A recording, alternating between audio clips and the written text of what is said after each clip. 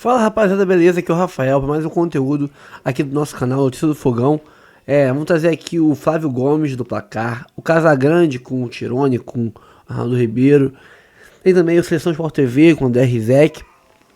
Tudo sobre Botafogo, né? Botafogo e Pachuca. E também sobre Botafogo aí, o que vem pela frente, né? Pro próximo ano. Gostei muito do vídeo do Flávio Gomes. Não é o fim do sonho, é o início dele. Então, vamos assistir aqui e ver qual é essa reflexão que ele tem que passar pra gente. Né, o Casagrande soltou os cachorros em cima da CBF, nesse calendário absurdo que eles montaram, e vem pior por aí ainda.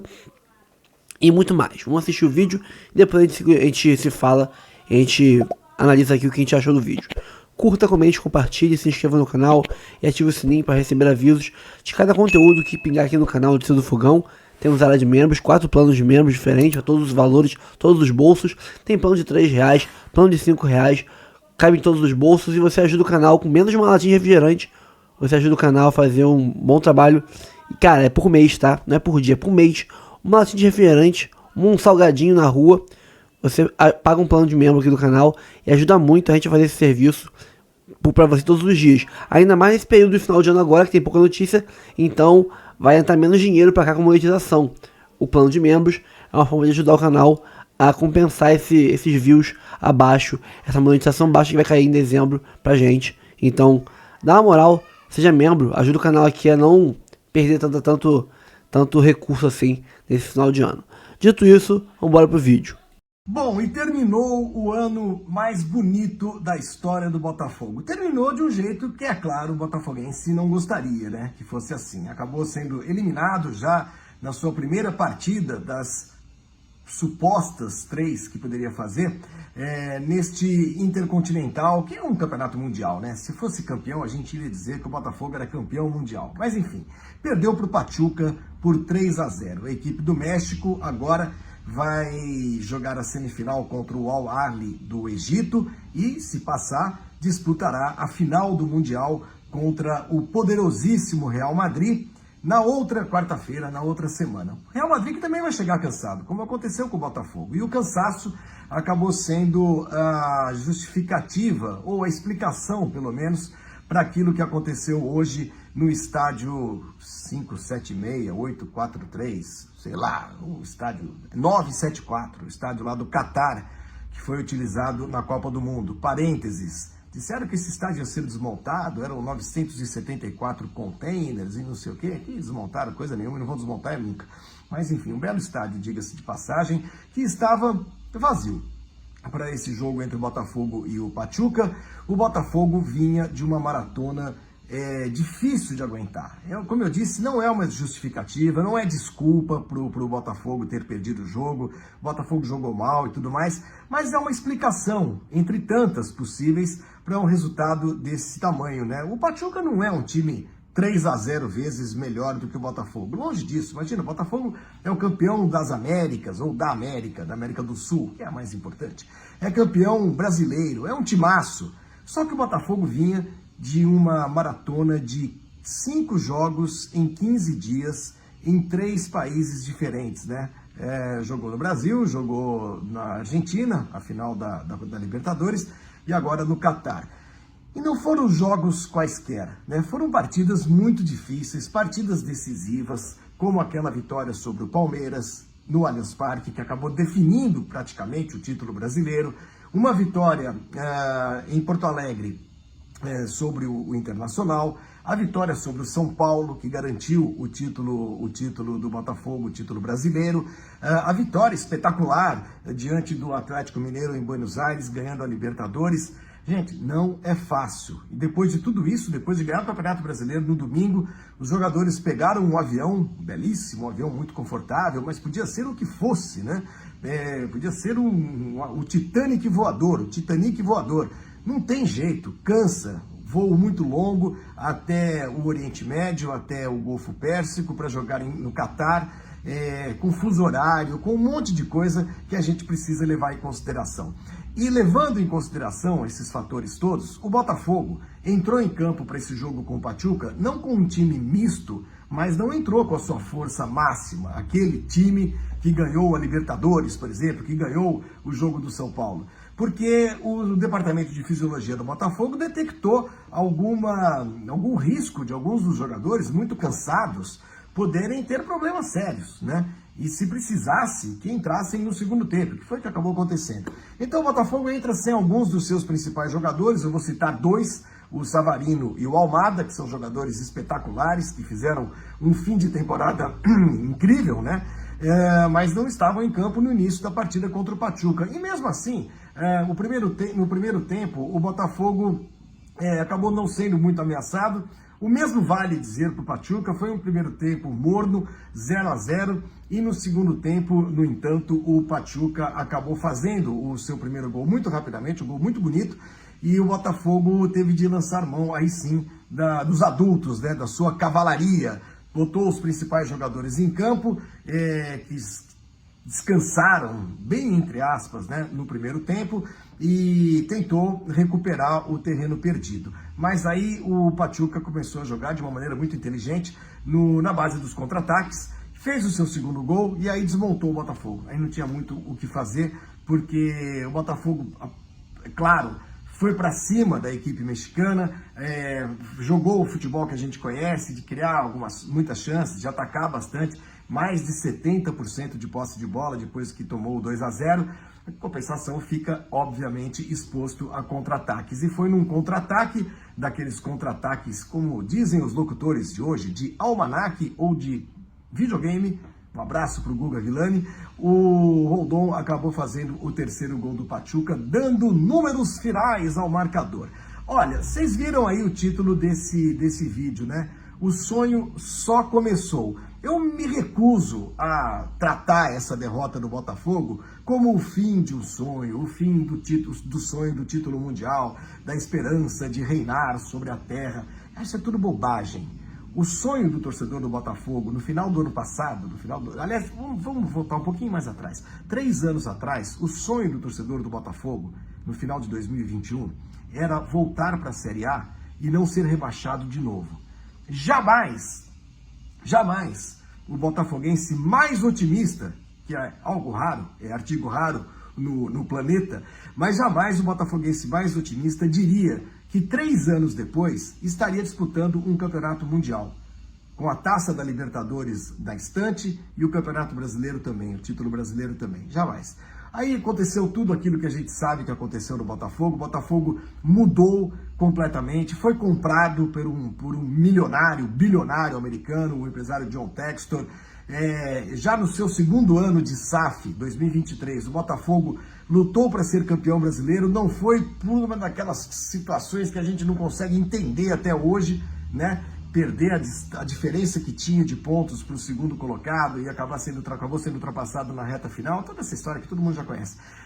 E em 2024, já no terceiro ano da SAF, ganha um título brasileiro, um título de Libertadores e vai para o Mundial. Gente, esse Mundial, de fato, nós brasileiros damos muito valor a ele, porque é aquela coisa de ficar batendo no peito, inflar o peito e dizer nós somos os melhores do mundo. Olha, não somos. Para começo de conversa, né? O futebol sul-americano sofre muito para conquistar esse título intercontinental, que agora chama intercontinental, mas que é o mundial. Há muito tempo não ganha. Time brasileiro, o último que venceu, o último que conquistou o título, foi o Corinthians em 2012, lá atrás, contra o Chelsea, que era um time que tinha se enfraquecido demais no segundo semestre, depois de conquistar o título da Champions. E depois nós tivemos vários times brasileiros que não conseguiram conquistar esse título mundial. Alguns deles, inclusive, eliminados logo de cara, a exemplo do que aconteceu com o Botafogo. Não é a primeira vez que um time brasileiro é eliminado no Mundial de final de ano antes da decisão, da tão sonhada, da tão propagada e propalada e propinoduto e propo qualquer coisa final do Campeonato Mundial. Porque o Inter já tinha perdido para o Mazembe, o Atlético Mineiro já tinha perdido para quem mesmo? Para o time de Marrocos, Casablanca, qualquer coisa assim. O Palmeiras e o Flamengo, agora, mais recentemente, também foram eliminados. O Flamengo pelo Al Hilal, do Ramon Dias, inclusive, que era o técnico na época. O Palmeiras por um time que eu já esqueci qual foi. Isso já aconteceu. Outros times sul-americanos também já foram eliminados nessa fase, digamos, inicial. O próprio River Plate, um dos grandes da América, o Atlético de Medellín, da Colômbia, Atlético Nacional de Medellín. Então, não é exatamente uma novidade, porque os times da América do Sul, né, e falando dos brasileiros especialmente, chegam a esse campeonato num fim de temporada geralmente muito estafante, né? E os times europeus, embora não liguem muito para esse torneio, são times que estão no meio da temporada e são times muito fortes. São times muito fortes. E mesmo assim, às vezes, têm dificuldades para conquistar esse título. Não foram tantas vitórias assim, europeias, arrasando, passando o carro em cima dos sul-americanos. A gente lembra de algumas, do City no ano passado sobre o Fluminense, mas o Fluminense jogou super bem. Até tomar o primeiro gol, estava super bem no jogo. Verdade que foi com 40 segundos, mas estava bem. O Santos levou uma cacetada do Barcelona, muitos anos atrás também, ainda com o Neymar e tudo. Acontece, normal. O que eu acho, inclusive, vendo as entrevistas depois do jogo, é que até os times brasileiros e sul-americanos estão começando a encarar esse torneio com o devido peso. Sabendo que a conquista da Libertadores e da Champions League, né, o equivalente lá na Europa, é muito mais difícil do que ganhar eventualmente um jogo ou 2 jogos num campeonato só para dizer que é o melhor do mundo, bater no peito e dizer que é o melhor do mundo. Vocês acham que os jogadores do Botafogo, os torcedores, hoje ficaram deprimidos, arrasados, entristecidos pro resto da vida porque perdeu um jogo pro Pachuca? Não, não. A grande vitória era a da Libertadores. O bônus foi o Campeonato Brasileiro. E esse seria realmente a cereja do bolo. Mas dá para comer bolo sem cereja do bem, não tem problema nenhum. Então não é desgraça nenhuma. O próprio técnico Arthur Jorge falou, não tem desculpa, nós não vamos ficar aqui usando essa história do cansaço para explicar por que nós perdemos. O Botafogo, na verdade, não jogou bem. O outro time, o Pachuca, jogou muito bem, fez um segundo tempo especialmente muito melhor do que o Botafogo e ponto, acabou. O ano do Botafogo não deixa de ser maravilhoso por conta dessa derrota. Longe disso. Agora o Botafogo sai de férias, volta para casa, descansa, se prepara para uma temporada que será estafante também. Por quê? Porque time bom, time vencedor, joga mais torneios, joga mais partidas e se cansa mais, é normal. Você prefere torcer para um Botafogo que faz 70 e poucos jogos por ano, mas chega à final da Libertadores, chega à decisão do Campeonato Brasileiro, decide o Campeonato Brasileiro e conquista o título brasileiro na última rodada, vai para o Mundial, sei lá, o ano que vem vai jogar Supercopa, não sei daqui, Supercopa dali, não sei o quê. Ou você prefere um time, sei lá, por exemplo, como, não vou para não ofender ninguém, a minha Portuguesa, que joga um Campeonato Paulista, depois joga um torneiozinho, a Copa Paulista, 30, 40 jogos no ano, e depois não faz mais nada, mas termina o ano descansado. Gente, cansar no futebol é lutar por títulos, e o Botafogo fez isso, chega ao final do ano muito cansado, mas chega ao final do ano com 2 taças importantíssimas no melhor ano da sua história. E o ano que vem tem mais. É um time muito forte que vai se reforçar, vai disputar o Super Mundial no meio do ano nos Estados Unidos. É um novo Botafogo. Perder para o Pachuca, olha, sinceramente, não teve importância nenhuma. Esse negócio de que o sonho acabou é besteira. O sonho do Botafogo está apenas começando. Bom, Botafogo sofre a pior derrota para não europeu em mundiais. É a 5ª vez que um clube brasileiro é eliminado antes da final do Mundial, e nesse caso é também a queda mais precoce, já que pela primeira vez o campeão da Libertadores tinha que passar por 2 fases, né? Quartas de final, semifinal, para chegar na final. O Arthur Jorge mudou bastante o time, poupou alguns jogadores e tal, e o resultado é que numericamente é o pior placar de um clube brasileiro em Mundial de Clubes. Acho que a gente tem uma tela aqui mostrando as outras derrotas acachapantes. Olha aí, ó. Em 2010 teve a história do Mazembe, né, que ganhou do Internacional. Em 2013 o Atlético Mineiro tomou uma cacetada do Raja Casablanca. Em 2020 o Palmeiras perdeu do Tigres, do Gignac. Em 22 o Flamengo perdeu do Al Hilal. E ontem o Botafogo perdeu do Pachuca por 3-0. Casão, vou começar por você. Vexame, normal, perdeu, foi triste. Como você classifica essa derrota do Botafogo? Bom dia, Eduardo, Arnaldo, beleza? Assim, eu acho que é um pacote de um monte de coisas. Vamos lá. Vamos começar pela parte da justificativa. A situação do Botafogo foi a pior de todos os outros brasileiros que foram para o Mundial. Ninguém chegou numa situação como chegou o Botafogo. Ninguém teve uma sequência de jogos decisivos em 10 dias e aí viajou num domingo à noite para chegar na terça, segunda para terça de madrugada, para jogar na quarta, contando fuso horário, desgaste, cansaço, pressão psicológica dos jogos anteriores, não desse, né? Então o pacote do desgaste do Botafogo é muito maior do que foi para Palmeiras, para Flamengo, para Atlético Mineiro, para todos os outros que perderam antes, ou que chegaram lá e não conseguiram ser campeões, né? O desgaste do Botafogo é incomparável, não dá para comparar, esse é um ponto. Vexame é vexame, você vai lá, toma de 3-0. Não é porque é o Pachuca que é vexame, seria vexame contra qualquer outro time, seria vexame contra o Liverpool, você tomar 3-0 logo no primeiro jogo do Mundial. É um vexame, foi lá, tomou, perdeu. Ser um vexame não se descarta a parte do desgaste emocional, físico, a correria da viagem, atraso, fuso horário que os caras não conseguem dormir, né? Eu falei ontem no fuso horário, né, que eu durmo direto e não tenho fuso horário, mas quem não dorme direto começa a acordar às 5 da manhã, 4 da manhã, 6 da manhã, começa a picotar o sono, o sono fica picotado, e os caras chegaram na véspera do jogo, né? Então tem tudo isso. Eu acho só o seguinte, uma coisa que para mim é claro, não mancha em nada o ano de 2024 do Botafogo. Não mancha em nada, sabe? Se o Botafogo passa do Pachuca, passa o próximo, chega na final, ganha ou perde, sabe? Seria um esforço acima do normal que esses caras iriam fazer. Eu falei isso ontem também, aqui no tava o Mauro César e tava o Lavieri e você, né, Eduardo? Sim, o lance é o seguinte, cara, o Botafogo disputou 4, 5 finais aí seguidas. E viajando, indo para Buenos Aires, volta, vai para Porto Alegre, volta, pega o Palmeiras, decide, aí vai para o Mundial, viaja, bebe, não dorme, festeja e continua jogando. Então o pacote do Botafogo foi demais. É vexame porque tomou 3-0. Mas para mim não muda nada. Para mim, o ano maravilhoso do Botafogo. O Botafogo está de parabéns, Arthur Jorge, para mim, o melhor treinador do ano. O Botafogo é o melhor time da América do Sul.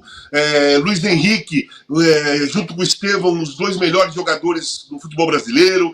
Enfim, tudo no Botafogo foi maravilhoso esse ano. Essa derrota passa batido. Arnaldo, o que você acha? Também está nessa? Bom dia. Bom dia, Walter, bom dia, Eduardo, bom dia, companheiros. Eu gostei da análise do Casão, que ele começa pelas justificativas e depois passa pelo que foi o jogo e tudo mais. Então vou tentar acrescentar algumas coisas. Eu concordo com o raciocínio do Casão, tanto em relação às justificativas, tanto em relação ao vexame, como em relação ao ano do Botafogo. Eu vou acrescentar alguns aspectos aqui, Tironi. Eu acho que o Botafogo também não tinha, digamos, a torcida anti que tinha Palmeiras, que tinha Flamengo e tudo mais. Talvez até esse ano ele não tivesse essa torcida antinacional, né? Fosse mais ou menos como o Inter, mais ou menos como o Galo, até mais simpático, dependendo do lado do país, né?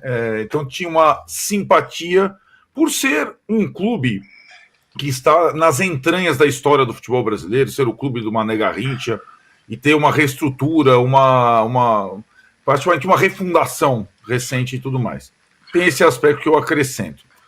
O outro é a situação da estratégia do jogo, que eu acho que é uma discussão interessante para a gente ter, que ele passa pelo desgaste físico e emocional e pela estratégia de usar um time mesclado, talvez pensando na semifinal, né? Porque, como vocês comentaram, o formato do Mundial mudou.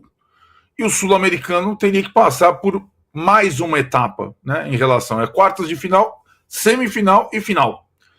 Então, talvez por esse aspecto novo, o Arthur Jorge tenha, e analisando todas as condições precárias do seu time, tenha arriscado.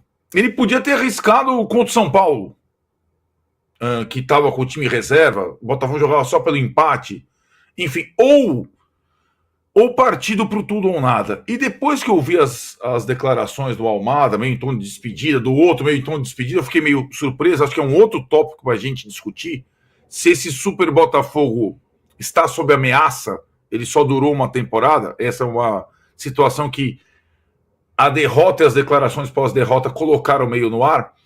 Se não era o caso, de ir até o fim. Estamos todos arrebentados, mas faltam 3, cara. Faltam 10 dias para acabar o ano e vamos todos os principais, vamos por tudo ou nada. E o Botafogo, acho que ficou no meio do caminho da estratégia. E aí, pegando um time que estava preparado só para esse jogo, ele foi esmigalhado, né? E acho que a situação do vexame que a gente falou, ela tem as suas atenuantes, mas também passa pela estratégia de jogo para essa partida específica, né? E a gente vem imaginando que para um brasileiro triunfar em qualquer tipo de mundial fica cada vez mais difícil, por diversas situações, né? E lembrando que nós teremos, e o Botafogo também terá, o tal do Super Mundial no meio do ano que vem. E ali também, nesse outro Mundial, eu acho que o Botafogo vai chegar numa situação desfavorável em relação aos outros brasileiros. É o começo do raciocínio do Casão. O Botafogo chegou para jogar com o Pachuca em condições piores que todos os outros brasileiros anteriores. E no Super Mundial, ele também chegará em piores condições que todos os outros brasileiros, porque meteram o Botafogo no pote 3 do sorteio e ele pegou de cara o Atlético de Madrid e o PSG no grupo dele. Os outros brasileiros são cabeças de chaves. Aquela coisa lá, né? Tem coisas que só acontecem com o Botafogo. Aconteceu desse jeito nesse Mundial e no próximo também tem essa condição desfavorável. Mas o que mais me pega, companheiros, é esse sinal que talvez o time se desmanche. E é a minha grande dúvida para 2025 em relação ao Botafogo, que tem dono, né? Que é a SAF que todo mundo inveja no Brasil, mas que pode ter já uma interrupção nesse formato de time que encantou a todos, pelo menos aqui no Brasil, em 2024. Que entrou depois e faz o segundo gol, ele era titular do time. Ele era um dos volantes titulares ou um dos meias titulares, né? Às vezes ele jogava como meia central, às vezes como segundo homem. E ele sai do time ontem, um dos mais experientes. Por quê?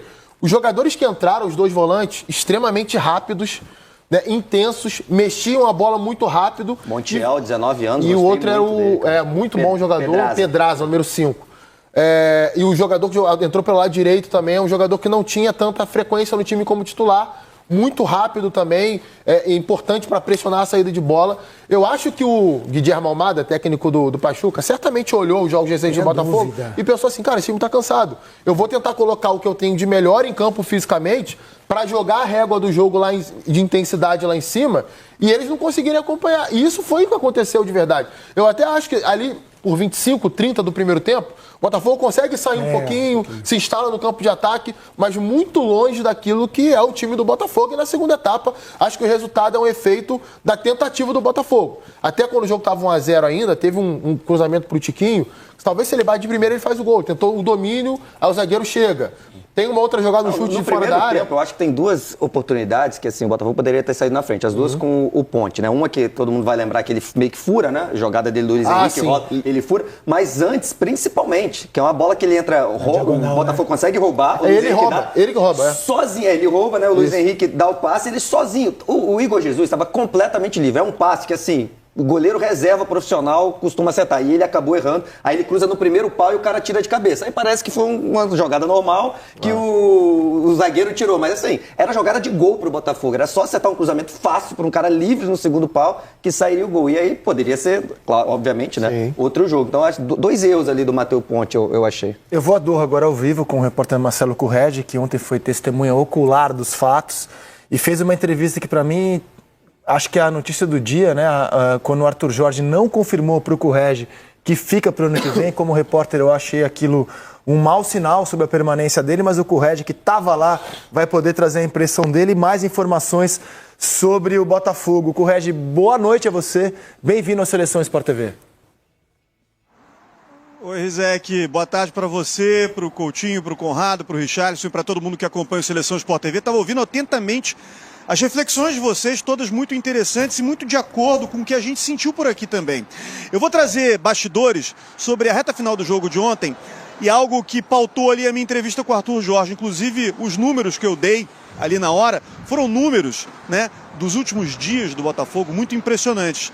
12 dias, 4 cidades, 3 países, 2 continentes, 6 horas de fuso horário. Isso não é normal. Essa reflexão não partiu de mim. Curiosamente, ela partiu de um jornalista que é apaixonado por futebol iraniano, Massoud, que eu conheço e que estava conversando aqui comigo nos dias anteriores, muito curioso a respeito desse Botafogo, porque vinha acompanhando, ele é radicado no Canadá, mas acompanha muito futebol brasileiro desde os anos 70 e queria muito ver esse time porque tinha gostado. Gosta também da ideia da holding de clubes que o John Textor tem com o Eagle Group, então ele estava muito atento ali e ele me mandou essa reflexão, esses números ali na reta final do jogo, e eu usei aquela ideia dele para começar a entrevista com o Arthur Jorge, porque de fato aquilo não é normal para ninguém. E nós no Brasil, porque temos um calendário muito confuso e muito extenuante para os clubes, principalmente os que vão muito bem durante a temporada, acabamos acostumando a falar sobre isso com alguma naturalidade. Então, o Massoud me provocou essa reflexão e eu aí jogo para vocês depois, mas também tenho outras informações para trazer aqui. Eu estou em frente ao hotel do Botafogo, que será o hotel do Botafogo por mais 2 horas. Daqui a exatas 2 horas, o grupo do Botafogo deixa esse hotel, parte para o aeroporto e aí para voltar para o Brasil, quem for voltar para o Brasil. Mas, na verdade, os jogadores, e eram 26 aqui, já estão liberados desde as entrevistas de ontem, após a reunião no vestiário, após a derrota por 3-0 para o Pachuca, e um vestiário, diga-se de passagem, com muita emoção, com muitas despedidas. A gente tem falado isso aqui na programação do Sport TV. Alguns jogadores, inclusive, já deram entrevistas nesse sentido. O Almada, o principal deles, que confirmou que está voltando para o Lyon, dentro dessa estrutura do grupo do John Textor, deixa o Botafogo após 6 meses e vai jogar no futebol francês. O Adrielson segue o mesmo caminho, estava na França, voltou na janela de meio de temporada e retornará à França para jogar no Lyon, mas há outros jogadores também com contrato terminando e que não vão ficar no Botafogo. São 9 jogadores no total nesse elenco que têm contrato terminando agora em dezembro, mas 6 deles já estão confirmados fora do clube para a próxima temporada. Eu citei o Adrielson, o Almada, tem também o Marçal, o jogador de defesa que vai deixar o Botafogo. Ali no meio-campo, o Tietê, o Eduardo e o Oscar Romero, outros jogadores que já estão confirmados fora do Botafogo na próxima temporada. E o clube vai precisar rearrumar a casa sem saber, por enquanto, se o Arthur Jorge será ou não o treinador. Porque, como você disse, Zeke, a entrevista dele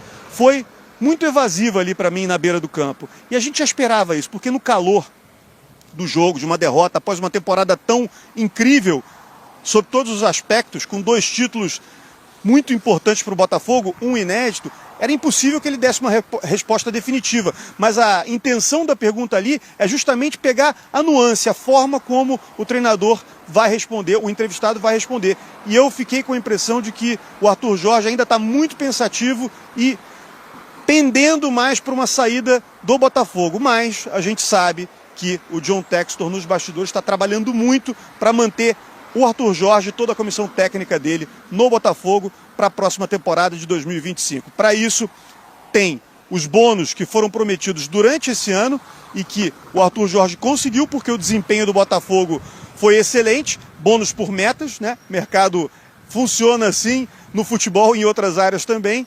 E aí Além disso, o Arthur Jorge parece querer mais um reajuste, elevando o nível salarial dele a um nível realmente de ligas até de médio e grande porte da Europa. Então essa negociação ela vai rolar, mas no momento ela depende de um tempo de descanso para todas as partes envolvidas. O John Textor está descansando, a direção do Botafogo também, né, que cuida da parte prática executiva do futebol. A partir de agora começa a descansar e o próprio Arthur Jorge e a comissão técnica dele seguem a informação que a gente tem para Portugal sem passar pelo Brasil.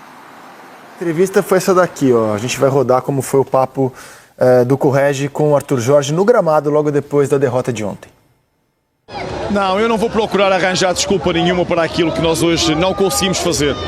O Pachuca foi melhor do que nós, foi mais eficaz, tirou partido uma segunda parte mais capaz, portanto, nada a dizer em relação a tudo aquilo que é o contexto, porque nós temos que nos agarrar àquilo que é o resultado. E sempre o fiz, sempre o fizemos. O resultado hoje não foi aquilo que nós queríamos. Nada apaga daquilo que muito bom fizemos esta temporada. Hoje não foi um jogo bom da nossa parte. Apesar do jogo de hoje, é o ano mais importante da história do Botafogo, centenária. A pergunta que o torcedor quer fazer é: você vai estar aqui no próximo ano? Vamos primeiro tentar digerir tudo isto. Volto a dizer, nós tivemos uma época extraordinária. Os jogadores fizeram uma época de grande sucesso. Deixámos ficar o nosso nome na história do Botafogo, com títulos importantes como o Libertadores, como o Campeonato Brasileiro. Portanto, nesta altura é importante nós podermos serenar um bocadinho as emoções para que depois, racionalmente, possamos tomar as melhores decisões. Como ele tem contrato até o fim do ano que vem e deu essa reação, até corporal, né? Quando o Correge pergunta, ele vira para o lado, ele se esquiva de responder.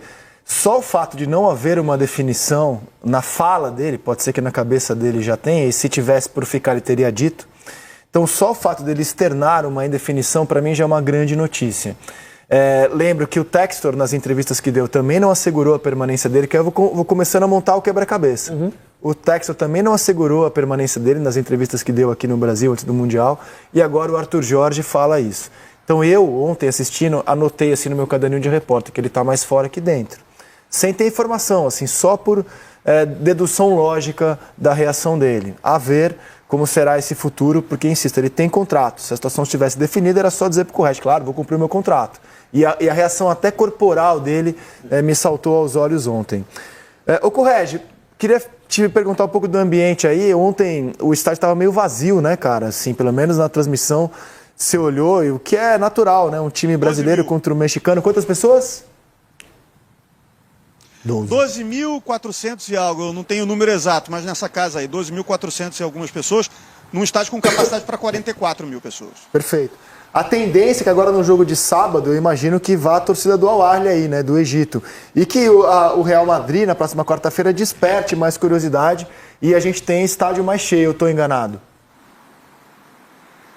Com certeza, Rizek. Isso a gente observa toda vez que o Al-Ahly está presente em alguma competição dessas da FIFA, realmente ele atrai muitos torcedores. É o clube mais popular dessa parte do mundo. O Al-Ahly do Egito, ontem no estádio, já havia alguns torcedores do Al-Ahly gritando, provocando até os torcedores do Botafogo no fim da partida, mas o torcedor do Botafogo é o seguinte, mesmo com a derrota por 3-0, ele está vivendo um momento mágico de paz, ele não entrou desse tipo de provocação no jogo de ontem, foi até curioso de ver o reconhecimento da torcida do Botafogo que estava presente aqui, a tudo que esse time fez pelo clube e pelos torcedores, pela nova geração que está vindo por aí e tendo já boas memórias para o futuro. Mas assim, realmente a gente tem uma expectativa de uma participação de público muito maior a partir de agora. O Pachuca não tinha torcedor quase nenhum. Imprensa, como eu disse outro dia aqui no Seleção Sport TV, nenhuma. Apenas a imprensa oficial do clube. Mas agora, o Al-Ahly, com essa força toda da torcida do Egito e dos egípcios que vivem aqui no Catar, é uma comunidade muito grande, e que vivem em outros países aqui em volta, deve conseguir lotar o estádio. Aí, novamente, pensando em 40 mil pessoas para essa partida de sábado entre Al-Ahly e o Pachuca. E aí quem vencer, se for o Al-Ahly, estádio cheio e quem sabe pressão dos egípcios em caso de vitória do Al-Ahly para cima do Real Madrid na quarta-feira, já no Lusail, que é um estádio bem maior, com capacidade para 89 mil pessoas. O Real Madrid jogou pela Liga dos Campeões da Europa essa semana, venceu a Atalanta de Bérgamo por 3-2 fora de casa. Ainda tem uma partida contra o Rayo Vallecano pela Liga Espanhola e depois vem aqui para Doha, no Catar. Esse jogo da Liga Espanhola é no sábado. Vem para cá e aí já começa a trabalhar pensando nesse jogo decisivo para o Real Madrid ganhar mais um Mundial Intercontinental de Clubes, como a gente chama agora. Enfim, o Real Madrid coleciona esses troféus e, naturalmente, fica ainda mais favorito sem o time representando a América do Sul na decisão. A gente vive agora um pouco essa expectativa da chegada do Real Madrid. Mas o Real Madrid, nessas competições, e eu já acompanhei algumas vezes, não é um clube que costuma trazer torcedores da Europa. Diferentemente, por exemplo, do Liverpool. Quando esteve nessa competição em 2019, havia muitos ingleses acompanhando o clube aqui. O Real Madrid geralmente tem torcida formada nessas competições da FIFA por torcedores, fãs, adeptos do Real Madrid desses locais aqui, do Oriente Médio ou da região norte da África, que acabam viajando para assistir a um grande time de futebol e todas as suas estrelas em campo.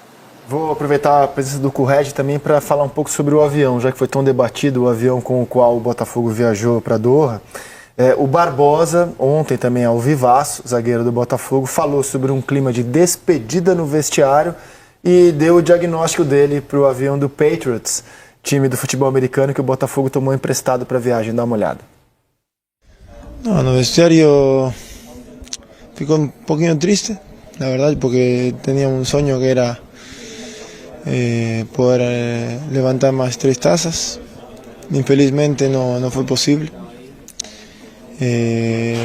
Acho que no hay cuerpo que aguante. Fueron muchos jogos, un detrás de otro. Un viaje de más de 15 horas en un avión que no era o melhor, un avión fraco. Y eso pesó no jogo. A gente tentou porque intentamos jogar, tuvimos situación de gol também, mas não deu certo. Só podemos agradecer pelo año, un año glorioso, un año increíble para todos nós, para os torcedores, para o clube, para cada jogador. Muitos jogadores não vão continuar aqui, então também agradecer para eles. Debater se um time é fraco, se um jogador é fraco, uma dupla de zaga é fraco, a gente faz todo dia. Debater se avião é fraco, confesso que vai ser a primeira vez que a gente faz aqui no programa. Correio, o que você pode contar pra gente?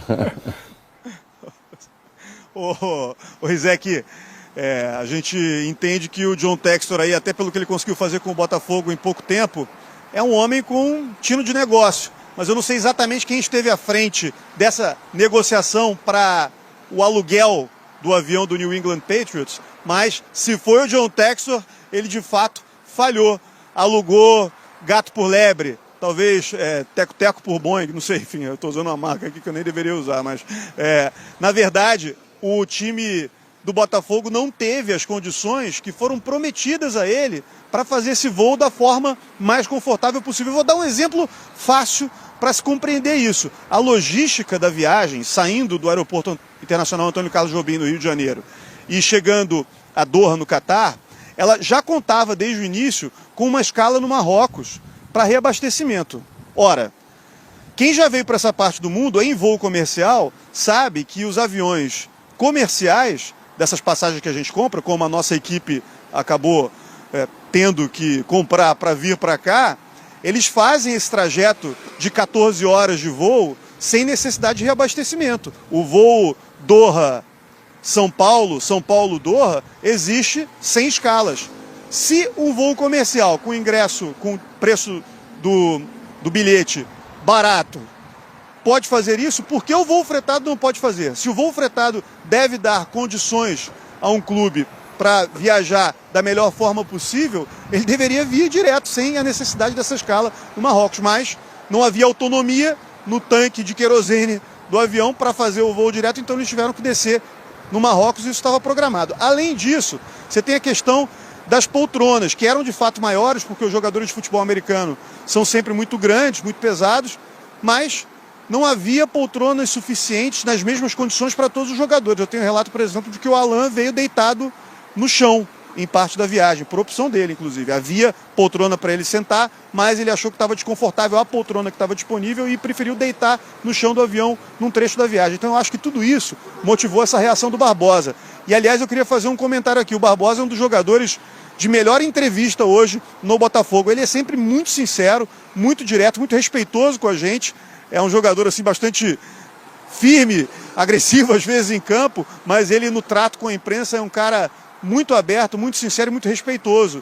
E sempre traz a verdade dele, dos fatos. Eu imagino que isso não vai causar nenhum tipo de problema para ele dentro do Botafogo, ter reclamado do avião, porque, enfim, ficou muito claro através das imagens e através dos relatos dos próprios jogadores, não apenas o Barbosa, que estavam lá dentro e que não no microfone, mas falavam com a gente ali, desde que chegaram aqui em Doha, no Catar. Mas, de fato, foi um planejamento que não saiu conforme planejado. O Botafogo pensou em ter um avião de muito conforto para o seu time ter o maior tempo de descanso possível e, no fim das contas, não teve. Teve um avião diferente que não atendeu a expectativa do grupo. O John tem 1,96 m, aquela imagem dele esticando a perna, a cara do Rick, meio homem borracha, 1,96 m, Zé, que é inadmissível, Zé, com todo respeito. Tem que vir de primeira classe, não existe isso, cara. Você falou, eu ia comentar sobre isso, olha o lance do John. É isso, cara. Não existe. Um time que está indo disputar um Interclubes, um time que vem de 2 vitórias, de 2 títulos grandes, não dá para um planejamento ser falho como esse. Isaac, já tinha um cansaço físico. Olha o pessoal mental. procurando lugar. Olha eles olhando, assim mesmo? Aqui, não tem outra melhor lá pra frente? Cara, agora a cara do... que tá vindo agora, o Adrielson. É aqui? Olha o Adrielson. Não, isso não é mesmo? possível, Cara, não tem como. Que planejamento falho, cara. Esses caras, principalmente quem vem jogando há mais tempo, se não tiver para todo mundo, que às vezes o avião ele não consegue ter 30, 40 poltrona para todo mundo, mas quem vinha jogando há muito tempo com mais descanso tem que ser primeira classe, o cara deitado, esticado, poder descansar, poder relaxar. Como é que o John descansa daquele jeito, cara? Não tem jeito. O cara tem 1,90 m, quase 2 metros de altura. O cara, em vez de descansar, o cara trava mais ainda. Você viu o Savarino ali, que não é um jogador alto, né? Como tá indicado pra ele ali, né? É que ele deitou transversal mais de uma poltrona. Você acha que aquela almofadinha que ele colocou na cabeça vai dar pra ele descansar? Não vai dar, pelo amor de Deus. Às vezes eu acho que o público que nos assiste, eu não quero menosprezar ninguém. É só porque às vezes eu fico imaginando, será que quem nos assiste tem essa noção que no esporte de alto rendimento, qualquer detalhe faz toda a diferença? Eu acho importante reafirmar isso. É porque assim, ó... Eu tô vendo as pessoas falam assim, cara, mas eu viajo com a minha família, chego lá, dou meu corre. Eu também. Quando eu viajo estilo do John, que eu sou altinho também. A questão é que eu não pratico o esporte de alto rendimento, nem você que tem essa dúvida, né? Se é que você em casa tem essa dúvida.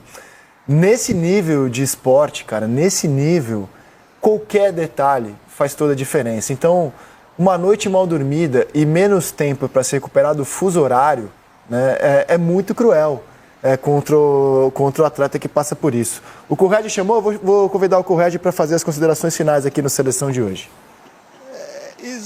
Rizek, é só para contextualizar mesmo. A gente sabe que o futebol é o esporte que envolve mais dinheiro e, naturalmente, por isso consegue oferecer as melhores condições para os seus atletas, para quem participa do universo do futebol. Mas a realidade do esporte profissional, em outras modalidades, em relação à viagem, é bem diferente, tá? Eu acompanhei durante muito tempo, vocês sabem disso, seleção brasileira de vôlei viajando o mundo todo, e era muito comum ver jogadores de 2,12 metros de altura, 2,09 metros, viajando em classe econômica em poltronas muito apertadas. Isso acontece até hoje.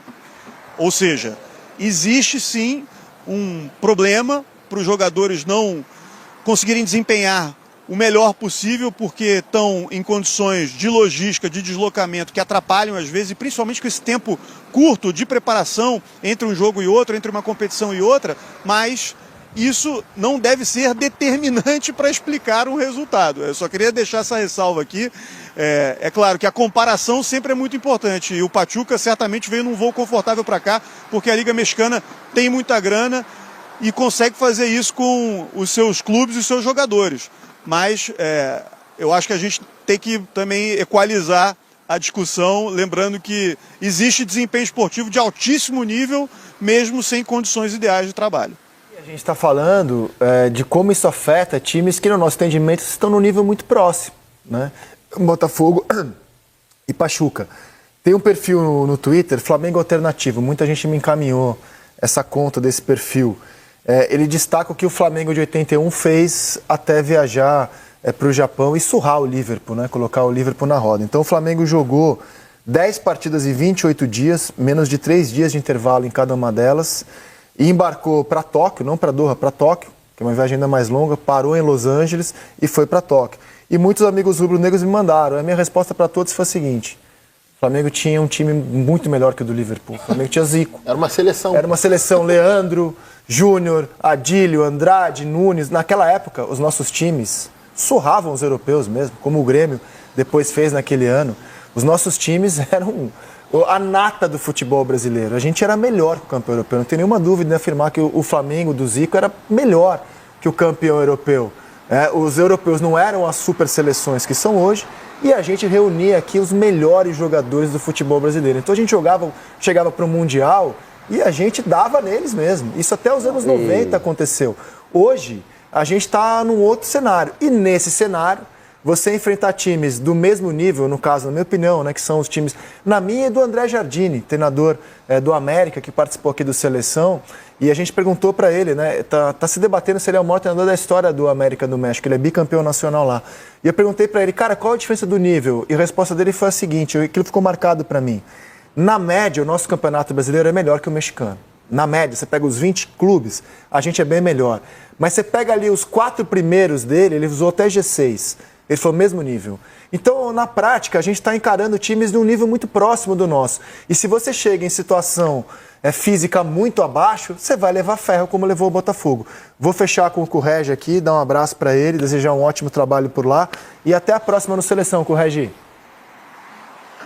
Valeu, Rizek, um abraço. Vou só acrescentar, só porque você citou aí o Campeonato Mundial do Flamengo de 81 contra o Liverpool. A ocasião de 2019, quando o Flamengo jogou contra o Liverpool nesse Intercontinental de Clubes aqui em Doha, no Catar, eu estava vivendo na Inglaterra, era correspondente, e entrevistei jogadores daquele time do Liverpool, o capitão Phil Thompson, o Mark Lawrence, que era lateral esquerdo, e o Grobbelaar, que era goleiro do time.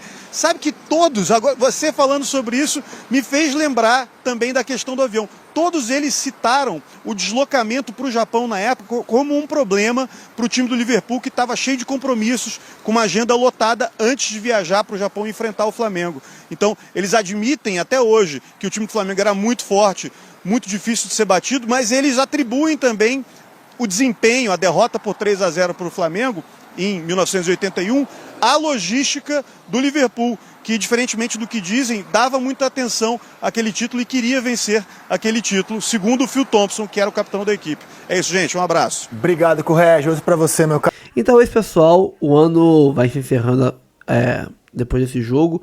Vem aí as especulações, idas e vindas do mercado da bola, especulações, reforços, quase reforços, saídas, né? Férias agora dos jogadores, vem copinha por aí, vem carioca por aí, e a gente vai começar a ver o ano de 2025 sendo formado já agora no final de 24. Então a gente tem que começar a pensar e ver qual vai ser o futuro que o Botafogo vai tomar nesse final de ano, pro ano que vem. Mas cara, com certeza o Botafogo vai reformular o seu elenco, não muito. É aquilo, vão sair certo já. Rafael aposentado, Pablo e Adrielson voltando para empréstimo para seus clubes, Almada pro Lyon, aí não renovando o contrato, né, final de contrato, Romero, Tietê, Eduardo e Marçal, 8 jogadores, fora que deve emprestar ainda o Hugo, sei lá, o Halter. Então você tem aí entre 8 e 10 jogadores que devem sair do Botafogo, não devem estar aqui ano que vem. Com isso, chegando reforços para o Botafogo, normalmente buscando melhorar os jogadores que vêm para reforçar com o nível para buscar titularidade, mesmo que não sejam titulares, como por exemplo o Alan veio para ser titular, não conseguiu ser titular, né? Entre outros exemplos, são jogadores que vão buscar titularidade, e só de vir jogadores que buscam titularidade para o lugar de jogadores que mal jogavam, como por exemplo Rafael mal jogava, o Pablo não jogava, o o Tietê mal jogava, né? Então, saem jogadores que mal jogavam, chegam jogadores para puxar a titularidade e o nível já sobe. E se todo ano for fazendo isso, vai embora o terceiro reserva, chega um cara para brigar a posição. Mesmo que ele seja reserva, não tome a posição titular, por ser um nível muito alto, por exemplo, tirar um Savarino do time hoje é muito difícil. Tirar um Marlon Freitas hoje é muito difícil. Tirar um Bastos hoje é muito difícil. Mas se chegar um cara para disputar a posição com ele, num nível quase igual, já é um baita feito, já é um baita reforço. Tipo o Adrielson. Ele não tirou a posição do Bastos nem do Barbosa, mas ele estava ali. A hora que um deles saiu, ele entrou e manteve um nível altíssimo ainda. Esse é o tipo de reforço que o Botafogo tem que buscar e deve buscar. Então, vai ajudar muito o ano que vem ter um time melhor ainda. E com o dinheiro que vai entrar, com as premiações que a gente recebeu esse ano, mais o dinheiro do Super Mundial ano que vem, que vai entrar e tal, o Botafogo, assim como o Flamengo e Palmeiras, tem capacidade financeira de fazer timaços, e eu arriscaria que esses serão os 3 times que dominarão de novo o cenário brasileiro em 2025. Quem vai ganhar o Brasileiro, Copa do Brasil, Libertadores, aí eu não sei, mas serão os 3 times que dominarão o Brasil de novo. O Botafogo se colocou e não deve sair tão cedo desse pódio de times aí que vão dominar os títulos, que vão sempre brigar com favoritos para esses títulos. Pode vir um Fluminense azarão, pode vir um Galo azarão, como foi outros anos. O Fluminense, time 2023, ganhou a Libertadores, não se esperava. O Galo, esse ano, quase ganhou a Copa do Brasil, quase ganhou a Libertadores, não se esperava. E por aí vai, pode ter. Mas esses 3 times, Palmeiras, Botafogo e Flamengo, pelo dinheiro que terão em caixa, com certeza serão os times que estarão brigando por todos os títulos. Se vão ganhar ou não, aí o futebol é uma caixinha de surpresa. Fico por aqui, pessoal. Curta, comente, compartilhe, se inscreva no canal e ative o sininho para receber avisos de cada conteúdo que pegar aqui no canal do Fogão. Área de membros, temos 4 planos de R$3, de R$5, ajuda muito já o canal a manter a estrutura que a gente tem aqui e compensar aí essa queda de alcance que a gente vai ter no final do ano, com menos notícias, com menos views, né? Menos gente vendo os vídeos aqui, porque não tem jogo, né? Não tem muita notícia para repercutir, tem muito mais vai e vem do mercado e tal, reforços, janela, do que futebol. Então cai um pouco o número de views. Então se você puder ajudar, você que é fiel aqui no canal, tá sempre aqui, puder ajudar o canal sendo membro por R$3, R$5 por mês, ajuda muito o canal. Então agradeço aí quem virar membro e fico por aqui. Um abraço a todos e até o próximo vídeo.